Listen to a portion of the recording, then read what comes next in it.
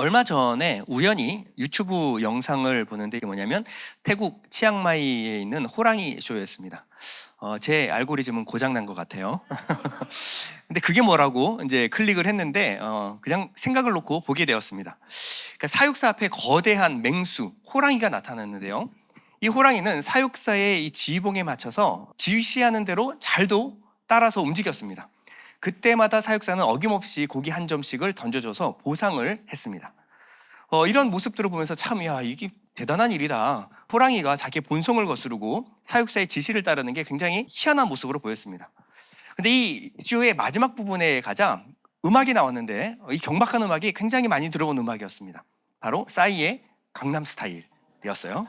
이 강남 스타일에 맞춰서 이 말춤을 호랑이가 추는 모습을 봤는데 갑자기 저 안에서 알 수 없는 감정이 울컥하고 솟아올랐습니다. 사람들은 환호성을 질렀는데요. 저는 뭔가 슬픔? 갱년기인가요? 뭔가 슬픔과 함께 그래도 이건 아니지 않나 라는 분노가 치밀어 올랐습니다.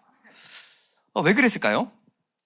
저는 이 호랑이에게 기대한 것은 무언가 야수성이었어요. 맹수 중에 가장 최고의 왕이 호랑이 아니겠습니까? 어마어마한 덩치를 가진 맹수의 왕 호랑이가 사육사가 던져주는 이 고기에 길들여져 버린 거예요. 그래서 이 고기에 자신의 야수성을 버려버리고 사람들이 환호하고 박수하는 그 소리에 맞춰서 춤을 추고 있는 모습은 굉장히 기괴하게 보였습니다. 저는 이 모습을 보면서 야성을 잃은 호랑이의 모습이 지금 현재의 하나님의 백성을 닮아있지 않나라는 생각을 했습니다. 예수 안에서 우리는 하나님의 자녀가 되는 권세를 받았습니다. 하나님은 우리 안에 하나님의 영광을 심어두셨어요.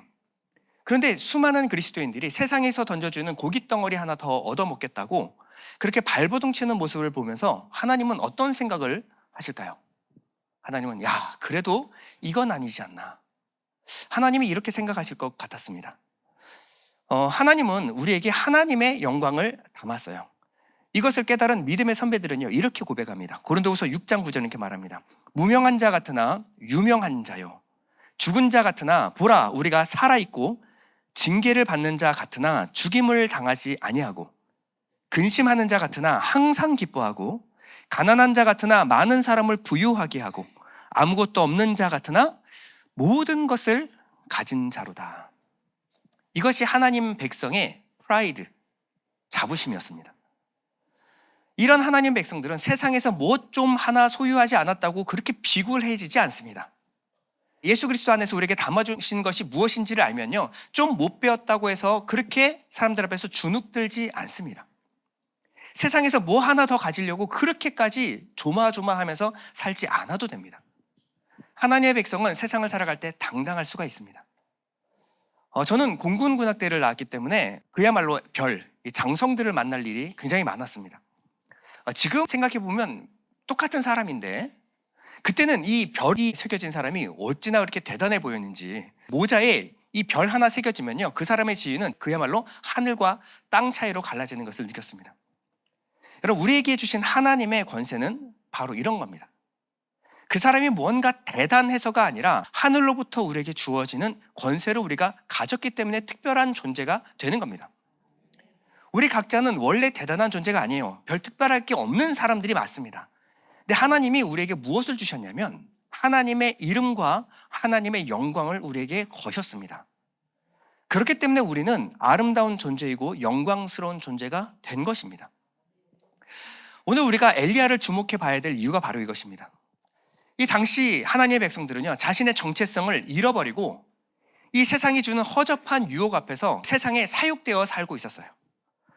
엘리야는 그 중에서도 유일하게 하나님의 백성이라는 이 정체성을 잃어버리지 않았고요, 그 야성을 잃어버리지 않은 유일한 한 사람이었습니다. 다시 말해 그는 사육사의 지휘봉에 맞춰서 춤추는 호랑이가 아니었다라는 겁니다. 우리가 엘리야를 제대로 이해하기 위해서는 엘리야가 살았던 그 시대 배경을 알아야 되는데요, 엘리야가 살았던 시대에는 어떤 시대였을까요? 한마디로 지독하게 암울한 시대를 살았습니다. 바로 이 시대의 왕은 아합 왕이었는데요, 성경은 그 시대에 대해서 이렇게 이야기를 합니다. 열왕기사 16장 30절 보면요, 오므리 아들 아합이 이전의 모든 사람보다 여호와 보시기에 악을 더욱 행하여 느밧의 아들 여로보암의 죄를 따라 행하는 것을 오히려 가볍게 여기며. 자, 그 이전에 모든 사람보다 여호와 보시기에 악을 행했다. 자, 이거 전에는 보기 힘든 성경의 표현이에요. 이전에 출애굽 시대에서 모세가 하나님께 돌판을 받으러 올라갔을 때 이스라엘 백성들은 금송아지를 섬긴 적이 있었습니다. 그때 이를 본 모세가 내려와서 율법의 돌판을 던져서 깨트려 버리고 자신의 목숨을 걸고 하나님께 중보하여 회개했던 적이 있습니다. 이로 인해서 수많은 이스라엘 백성들이 피를 흘리며 죽어야만 했고 동족 상장의 아픔을 겪어야만 했습니다. 이 아픔과 고통을 겪어서 금송아지 우상을 몰아낼 수 있었던 거예요. 그런데 이 금송아지의 신앙이요, 이제는 공식적으로 인정받는 시대가 열려져 버린 거예요. 이것이 언제냐면 여로보암의 시대였습니다. 그런데 오므리 시대에 오면요, 열린 정도가 아니라 그 수준이 더해졌습니다. 아합 때 와서는요, 여로보암의 시대가 아주 가벼워 보일 정도로, 오히려 그 정도 죄는 아무것도 아닐 정도로 여겨지는, 그러니까 죄악의 클래스가 다른 시대, 그 시대가 열린 거예요. 이 시대에 엘리가 살았다라는 거예요. 예를 한번 들어보겠습니다. 남자 학교를 나오신 분들은 다 이런 경험이 있을 것 같습니다. 학생들 중에서 어디서 구했는지 포르노 잡지를 갖고 와서 유포하는 학생들이 있었어요. 그러면 학교가 술렁이기 시작합니다. 서로 한 조각이라도 보겠다고 그것을 찢어가지고 나눠서 서로 돌려보고 그랬는데요. 저도 보고 싶었는데 저는 목사 아들이라는 딱지가 붙어가지고 저한테는 안 보여주는 거예요. 목사 아들이 이런 거 보면 안 된다고. 저의 거룩을 다른 사람이 지켜주고 있었습니다.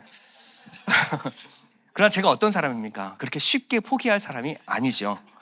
저는 그 책의 출처가 어딘지를 알아내고야 말았습니다. 그게 어디냐면 종로 4가에 있는 세운상가 뒷골목에 그것을 판다는 소문을 들었어요.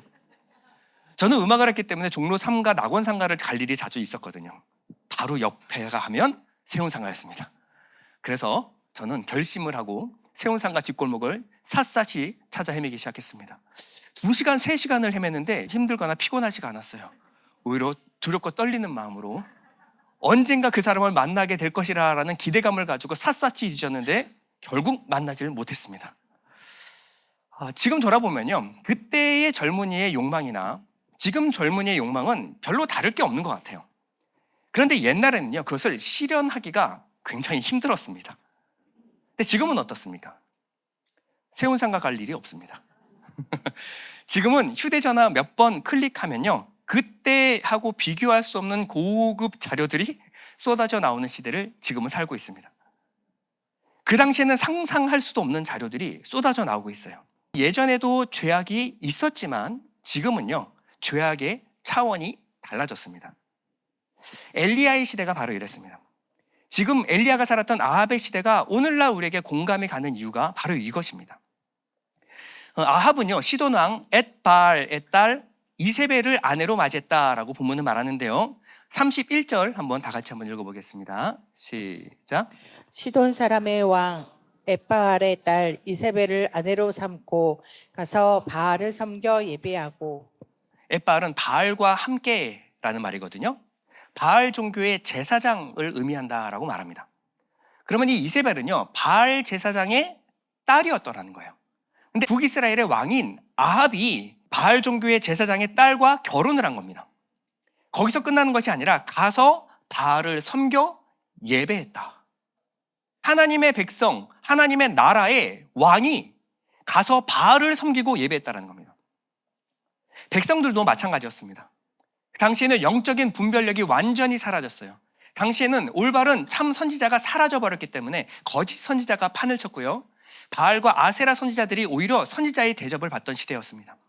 당시에 이스라엘은 하나님을 섬기는 신앙 대신 우상 숭배로 가득한 나라가 되어버렸습니다. 바알이 누굴까요? 바알이 어떤 신일까요? 바알은 가나안의 신인데요, 풍요와 비를 주관하는 신이었습니다. 그 시대의 화두가 무엇이었냐? 풍요와 번영이었다라는 거예요. 당시 농경사회에서 어떻게 하면 더 잘 먹고 잘 살 것인가, 이것이 유일한 화두가 되는 시대, 이것이 바로 엘리야의 시대였습니다. 너무나 지금과 비슷하지 않습니까? 경제 성장과 부의 축적, 이것이 오늘날 사회의 구호가 되어버렸습니다. 정말 소름 돋을 정도로 똑같은 시대를 우리는 지금 살아가고 있습니다. 이 당시에는 하나님을 찾는 소리는 점점 사라져 가고요. 어떻게 하면 잘 먹고 잘 살까에만 연연하고 있었고 혈안이 되어 있었습니다. 이 시대의 가장 큰 아픔은요, 이것을 죄라고 생각하지도 않았다라는 거예요. 그 누구도 이것을 죄라고 말하지 않고 그 누구도 회개하고 돌이키는 사람이 없었다라는 겁니다. 세상을 살아가려면 당연한 것이 이렇게 생각을 하고 있었다라는 거예요. 열왕기상 16장은요, 암흑과 같은 시대상을 보여주고요. 17장에 와서는 무대의 커튼이 열리고 한 사람이 등장을 합니다. 이 사람이 누굴까요? 자, 17장 1절에 보면요, 길르앗에 우거하는 자 중에 디셉 사람 엘리야가 아합에게 말하되, 자, 한 사람 엘리야가 등장을 합니다. 근데 엘리야를 소개할 때 독특한 것은요, 그의 족보나 배경, 가정에 대한 언급이 일체 없다라는 거예요. 디셉 사람 엘리야라고 하는 것은요, 태촌면 도수리에 사는 김주현 뭐 이런 얘기입니다. 그게 배경이 아니라 살았던 동네를 말하는 것뿐입니다. 성경은요, 의도적으로 이 위대한 선지자 엘리야의 배경을 지워버립니다. 배경이 중요하지 않다라는 거예요. 하나님은 한 사람을 예비하고 계셨습니다. 그리고 한 사람을 무대 위에 올려놓으셨는데 이 사람이 바로 엘리야였습니다. 기도의 선지자라고 알려졌던 E.M. 바운스라는 사람은요, 이렇게 말합니다. 사람들은 더 좋은 방법과 수단을 찾는다. 그러나 하나님은 더 좋은 사람을 찾으신다. 지금도 그렇지만 하나님의 방법은요, 사람입니다. 왜 그럴까요? 사람은 유일하게 하나님의 영광을 담을 수 있는 그릇이기 때문에 그렇습니다. 세상에 하나님의 영광을 드러내는 것은 온 천하 만물이 하나님의 영광을 반사하여 드러내고 있어요. 높은 산, 바다, 이 모든 만물이요, 하나님의 영광을 비추고 있습니다. 시편에는 하늘이 하나님의 영광을 선포한다라고 말하고 있어요. 근데 이 모든 하나님 만드신 창조물은요, 하나님의 영광을 희미하게 비출 뿐이지 하나님의 영광이 머물 수 있는 그릇이 되지는 못합니다. 하나님은요, 산과 바다를 통하여 영광을 드러내시지만 산과 바다에 거하시는 분이 아니십니다. 하나님은 산과 바다에 동거하지 않아요. 하나님은 동물들을 창조하셨지만 하나님은 동물들과 교제하지 않습니다. 하나님은 오직 하나님의 사람과만 동행하시고 임재하시고 교통하십니다. 고린도전서 3장 16절에 이렇게 말합니다. 너희가 하나님의 성전인 것과 하나님의 성령이 너희 안에 계시는 것을 알지 못하느냐. 하나님의 사람에게는 하나님이 성령을 부어서 거하시고 임재하고 교통하십니다. 그리고 그 사람을 통하여 하나님은 하나님의 영광을 드러내십니다. 예전에는요, 유산균을 우유에다가 담궈서 요구르트를 만들어 먹는 게 유행이었던 적이 있었습니다. 너무나 신기했어요. 유산균을 우유에다 담겨놓으면요, 우유 전체가 다 유산균으로 변합니다. 하나님의 영광을 임재를 받은 사람도 마찬가지예요. 처음에는요, 이 생명, 성령이 감지도 되지 않을 정도로 아주 작은 누룩에 불과한데 이것이 안에 들어오기 시작하면요, 우리의 내면을 변화시키고 바꾸어 놓습니다. 하나님의 성령이 우리에게 담기면요, 우리 삶에 놀라운 변화들이 일어나기 시작합니다. 하나님은 이 한 사람, 변화된 한 사람을 통하여 이 시대에 위대한 변화를 일으키십니다. 자, 그러면 하나님이 준비한 위대한 사람 엘리야는 어떤 사람이었을까? 자, 17장 1절에 보면 길르앗에 우거하는 자 중에 디셉 사람 엘리야가 아합에게 말하되 내가 섬기는 이스라엘의 하나님 여호와께서 살아계심을 두고 맹세하노니 내 말이 없으면 수년 동안 비도 이슬도 있지 아니하리라 하니라. 자, 엘리야가 지금 말하는 것을 주의 깊게 봐야 합니다. 엘리야는 하나님을 뭐라 그러냐면 내가 섬기는 이스라엘의 하나님 여호와께서 살아계심을 두고 맹세하노니. 자, 이 부분을 영어 성경으로 보면 의미가 전달이 잘 되는데요. As the Lord of Israel lives, before whom I stand. 무슨 말이냐면 이스라엘의 하나님은 살아계신 하나님이십니다. 그리고 나는 그 살아계신 하나님 앞에 서 있는 사람입니다 라는 거예요. 먼저 엘리야에게 하나님은 어떤 하나님이었냐? 살아계신 하나님이었습니다. 너무 당연한 말처럼 여러분 들리십니까? 당시 이스라엘 백성들에게는 이것이 당연하지 않았습니다. 당시 이스라엘 백성들, 하나님의 백성들은요, 하나님은 그저 말뿐인 하나님, 이름뿐인 하나님이었어요. 결코 하나님을 두려움이 없었습니다. 그들에게 하나님의 존재는 그저 희미한 존재였어요. 있을 수도 있고 없을 가능성이 더 높고, 그들에게 하나님은 죽은 하나님이었어요. 그러나 엘리야의 하나님은 살아계신 하나님이었습니다. 엘리야의 하나님은 내게 말씀하시는 하나님이었어요. 엘리야 하나님은 지금도 내 삶을 주관하시는 하나님이었습니다. 엘리야는요, 그 하나님을 그냥 머리로만 인정하는 정도가 아니라 하나님 앞에 지금 서 있다라고 말하고 있어요. 나는 하나님 앞에 살아가는 사람입니다. 여러분, 지금 엘리야 앞에는 누가 있냐면요, 당시 절대 군주 아합 왕이 서 있었어요. 누구라도 아합 왕 앞에 서면요, 주눅들기 마련입니다. 그런데 엘리야는 전혀 주눅들질 않았어요. 그리고 절대 권력자 앞에서 무시무시한 말을 합니다. 내 말이 없으면 수년 동안 비도 이슬도 있지 아니하리라 하니라. 당시 농경사회입니다. 근데 비도 이슬도 있지 않으면요, 이 모든 농산물이 다 망가집니다. 여러분, 이 말을 하는 것은 거의 목숨 걸고 하는 겁니다. 엘리야가 지금 뒤에 믿을 만한 구석이 있는 사람이에요? 엘리야는 대단한 사람, 대단한 출신이 아닙니다. 디셉 사람 엘리야. 그게 끝이에요. 야고보서 5장은 엘리야를 이렇게 소개하는데요. 엘리야는 우리와 성정이 같은 사람이로되. 성정이 같다. 다시 말해서 엘리야는 강심장이 아니다. 엘리야는 그야말로 보통 사람이었다. 그런데 어떻게 절대 군주 앞에서 이렇게 두려움 없이 말을 하는 사람이 되었을까요?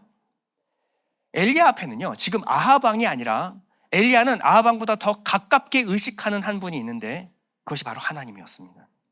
엘리야에게 하나님은요, 관념이 아니라 종교가 아니라 실제였다라는 거예요. 지금 자기 앞에 계신 분은 아합이 아니라 하나님입니다. 이 하나님은 살아계신 하나님이고 지금 내게 말씀을 주신 하나님이고 그 하나님을 의식하고 있었기 때문에 너 눈앞에 있는 이 아합은 아무것도 아니었던 겁니다. 엘리야는 오직 하나님을 두려워했고요, 그러면서 자연스럽게 사람을 두려워하지 않게 됐던 거예요. 엘리야의 비밀이 여기 있습니다. 하나님 두려워하면 사람이 두렵지 않습니다. 하나님은 이 시대에 이런 사람을 찾고 있는 거예요. 그냥 관념, 종교적으로 우리가 말로만 고백하는 하나님이 아니라 살아계신 하나님. 그리고 하나님 앞에서 살아가는 자, 하나님은 이 사람을 통하여 이 시대를 변화시킬 줄 믿습니다. 하나님은 왜 모세를 들어 쓰셨을까요? 애굽에서 40년 동안 쌓아온 지혜, 지식, 실력, 리더십 다 중요하지만 신명기는요, 하나님이 모세를 썼던 결정적인 단서를 제공하는데 34장 10절 이렇게 말합니다. 그 후에는 이스라엘에 모세와 같은 선지자가 일어나지 못하였나니 모세는 어떤 사람이었냐? 여호와께서 대면하여 아시던 자요. 모세가 위대하게 쓰임받을 수 있었던 이유가 무엇입니까? 하나님 앞에서 살았기 때문에 그렇습니다. 하나님을 대면했기 때문에 하나님은 모세를 위대하게 사용하신 것입니다. 여러분, 왜 다윗이 하나님 마음에 합한 사람이었습니까? 충성스럽고 용맹했기 때문에, 음악과 시를 사랑하는 감수성이 풍부한 남자였기 때문에. 시편의 다윗은 이렇게 노래합니다.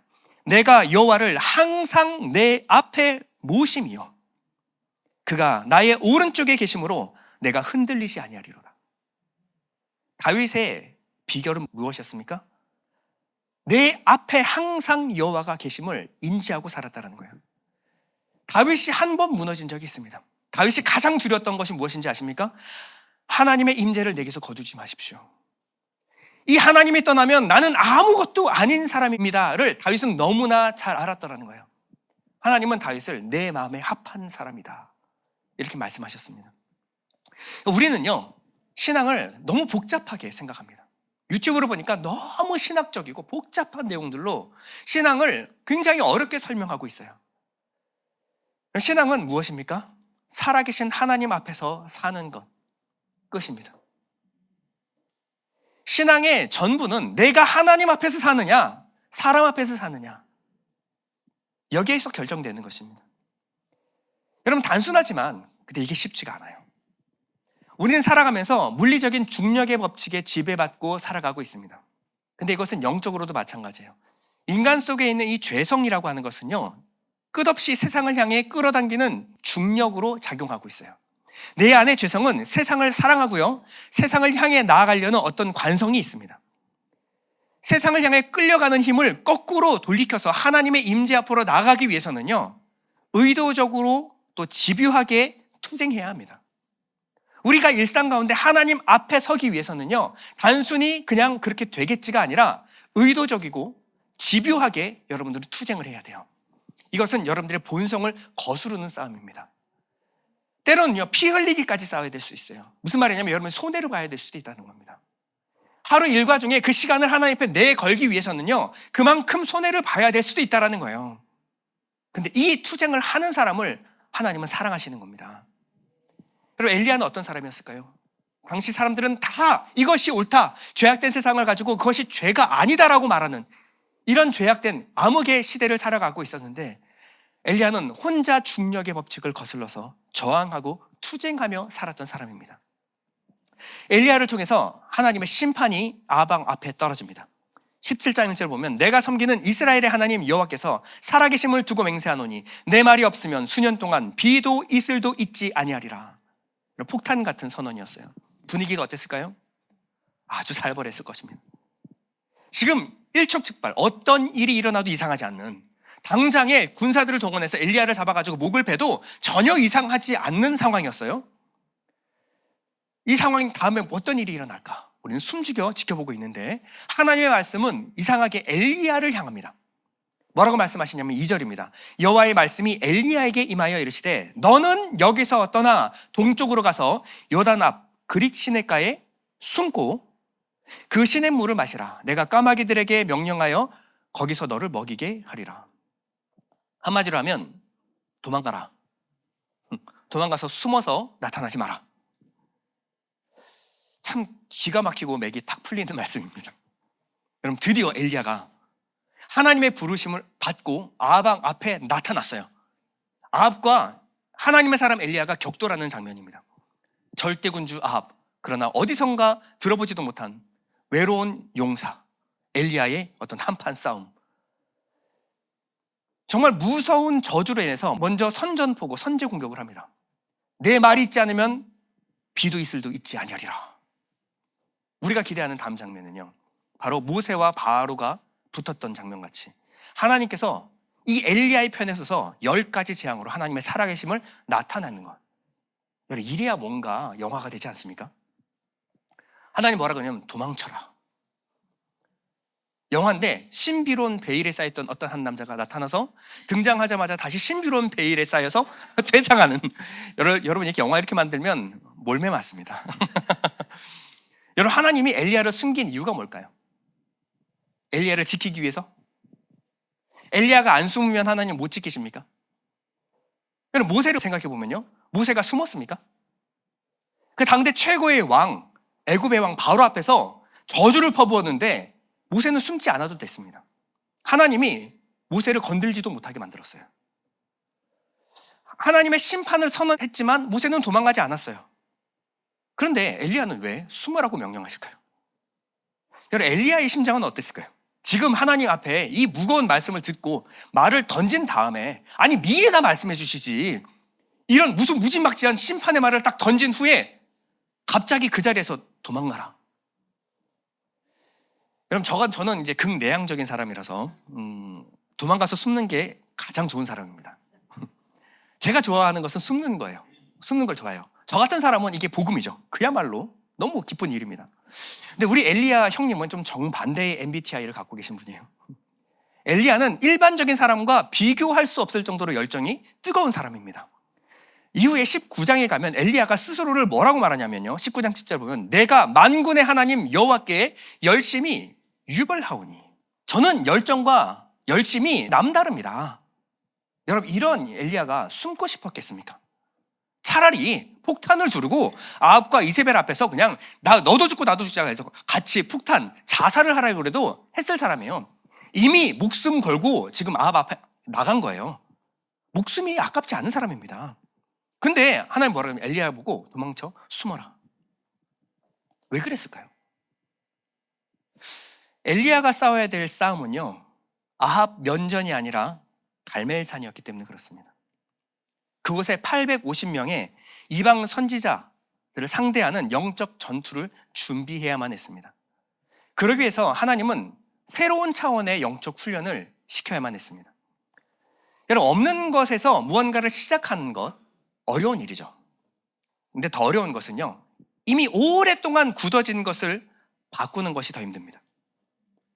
건축해 보시는 분은 알 거예요. 없는 데다가 건물 세우는 거 쉬운 일 아닙니다.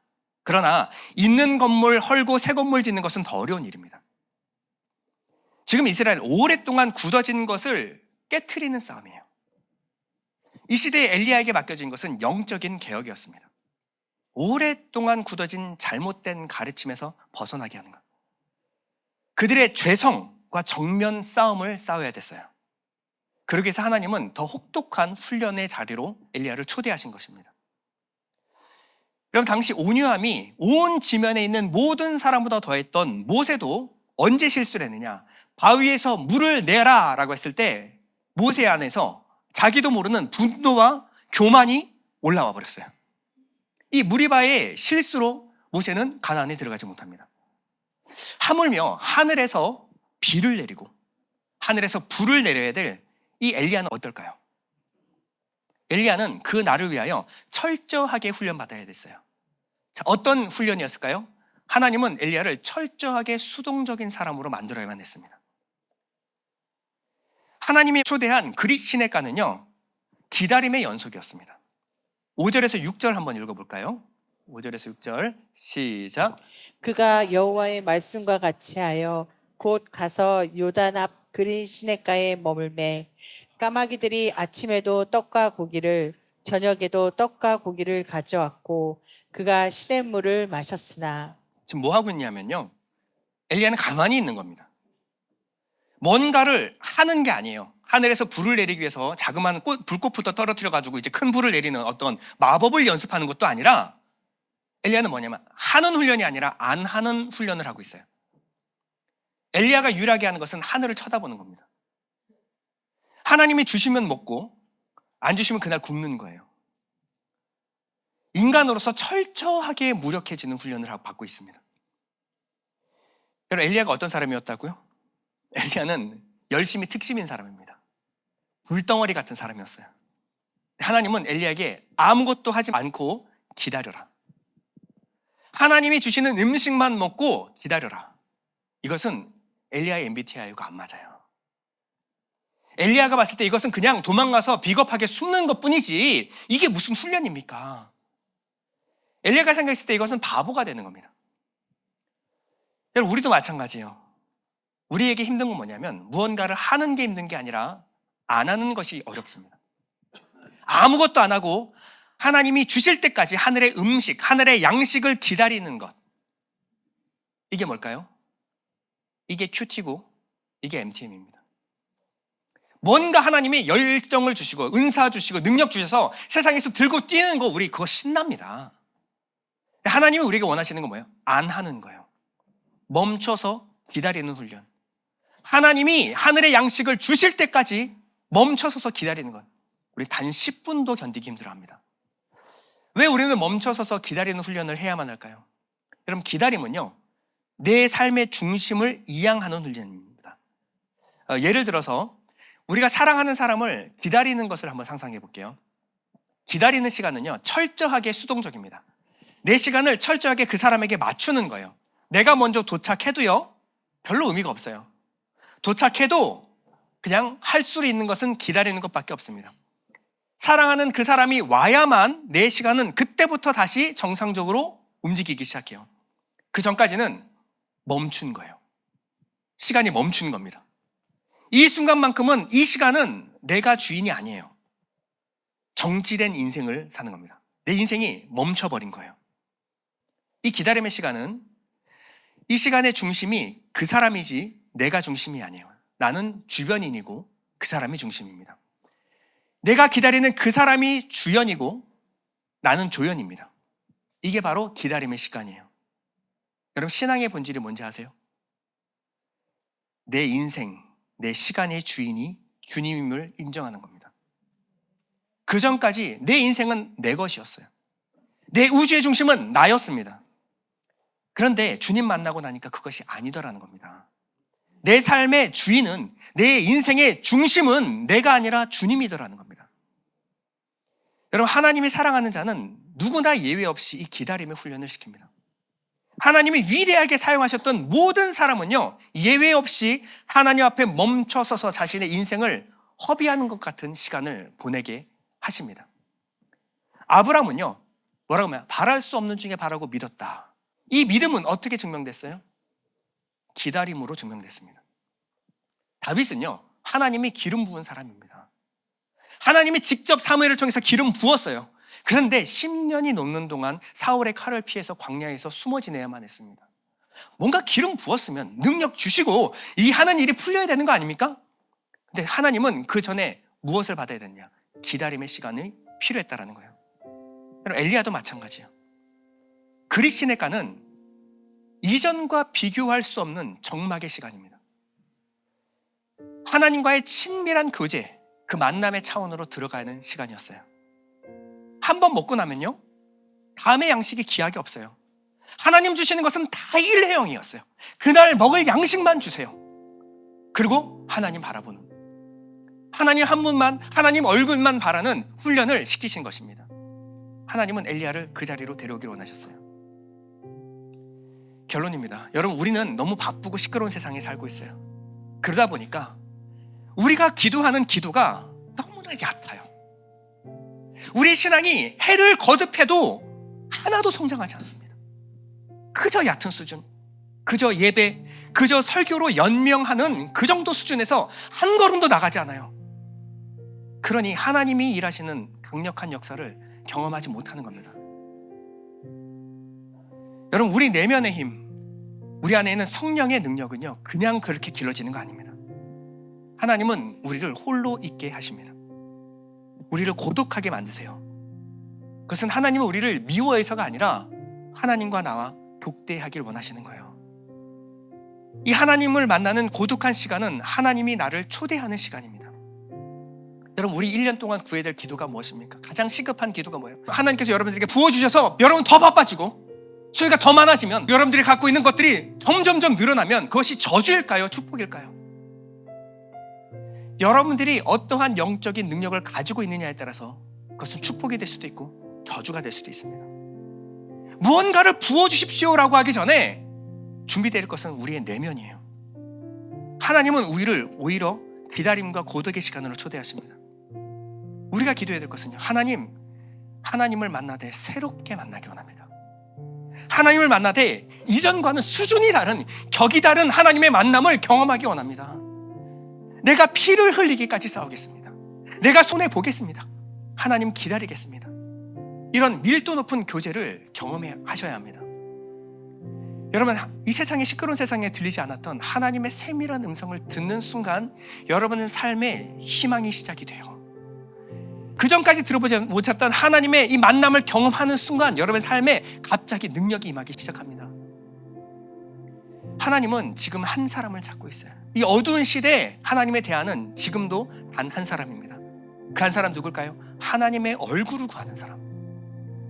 그 사람을 통해서 하나님은 하늘의 문을 여시고 하늘의 복을 쏟아 부어주실 줄 믿습니다. 우리 잠시 눈을 감고 기도하겠습니다. 이 시간 기도할 때 어떠한 구체적인 복을 구하기보다 하나님을 구하게 하여 주시옵소서. 내가 하나님을 만나서 하나님과 독대하게 하여 주시옵소서. 하나님을 통하여 내 내면이 변화되게 하여 주시고, 아주 이 변화된 삶으로 말미암아 내 주변에 있는 이 교회와 우리나라가 변화될 수 있는 아주 능력의 사람으로 내가 변화될 수 있도록 허락하여 주옵소서. 잠시 기도하겠습니다.